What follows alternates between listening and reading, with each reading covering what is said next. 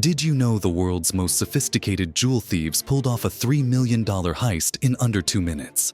In 2003, 4 men walked into Dubai's Wafi City Mall looking like ordinary shoppers. They were actually the Pink Panthers, the most wanted criminal organization on Earth. For months, they had studied every security camera, memorized guard rotations, and identified the perfect moment to strike. At exactly 2:15 p.m., they approached Graf Diamonds when the store was most vulnerable. Suddenly, they pulled out hammers and smashed every display case in sight. Customers screamed and fled as glass exploded everywhere. In 90 seconds, they grabbed $3.2 million worth of diamonds. Then came their escape. Motorcycles waited outside, fake police uniforms ready. They vanished into Dubai's traffic maze before real police even arrived. Within hours, Interpol launched the largest international manhunt in history. This single heist made the Pink Panthers legendary. Their precision was flawless, their execution perfect. Did you know the largest airport heist in history was planned over dinner conversations and coffee breaks? December 11th, 1978, JFK Airport's Lufthansa cargo building hummed with routine night shift activity.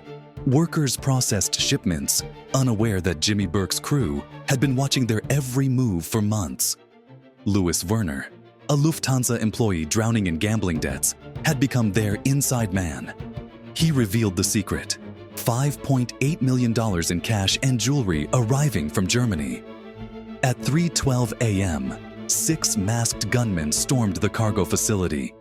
10 employees were forced to the ground at gunpoint, while Burke's crew disabled alarms and security cameras.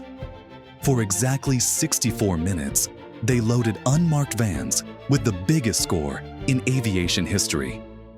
But paranoia consumed Burke afterward. One by one, crew members started disappearing. Tommy DeSimone, Stax Edwards, even Werner himself. Burke eliminated nearly everyone who knew about the heist. The FBI spent a decade chasing ghosts and corpses, proving that sometimes the real crime begins after the money's already gone. Did you know a grandmother in her 80s was still pulling off million-dollar jewelry heists? In 1952, 23-year-old Doris Payne walked into an upscale jewelry store, dressed like royalty and speaking with perfect charm. She looked like the ideal wealthy customer, but she grew up dirt poor in segregated West Virginia. What she developed next would revolutionize jewelry theft forever. Her method was pure genius. She'd engage salespeople in long conversations about expensive pieces, trying on multiple items at once. While they focused on her charming stories, her hands worked magic, pocketing diamonds with flawless sleight of hand. For 6 decades, she hit the biggest names: Cartier in Monte Carlo, Bulgari in Rome, Tiffany in New York. Her most audacious theft: a 10.5-carat diamond ring from Monte Carlo's Cartier boutique in the 70s. Security cameras captured nothing suspicious. Over $2 million in stolen goods across her career. Even in her 80s, she kept stealing. Doris proved that the luxury retail industry was completely vulnerable to sophisticated social engineering. Did you know tourists gambled happily in Las Vegas casinos while mobsters stole millions right above their heads? In the 1970s, the Stardust Casino looked like any legitimate gaming establishment. Bright lights, happy crowds, and the constant sound of slot machines. But upstairs in the counting rooms, the Chicago outfit was running the most sophisticated theft operation in history. They controlled 4 major casinos through hidden ownership and corrupt officials. Their method was brilliant. They installed trusted associates as executives and manipulated the counting procedures. Every week, they removed $280,000 from the Stardust alone. Cash disappeared into suitcases and traveled back to Chicago on secret routes. They weighed shipments to detect any theft from their own operation. Gaming commission officials were bought off to avoid detection. For years, this criminal empire operated in plain sight, until the FBI launched a massive surveillance operation. In 1986, their entire network collapsed in a dramatic trial. The house always wins, unless the house itself is crooked. Did you know America's most feared gang operated from innocent-looking dry cleaning shops?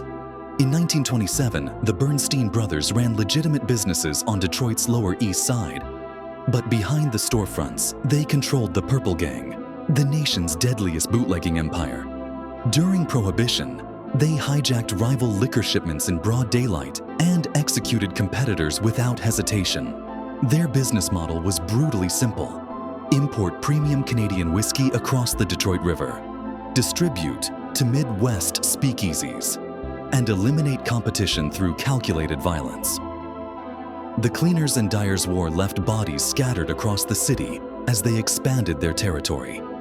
But their reign ended with the Collingwood Manor Massacre on September 16, 1931. They lured 3 rivals to an apartment meeting, then multiple gunmen executed them in cold blood. The crime scene shocked even hardened Detroit police officers. Within months, FBI pressure intensified and members turned informant.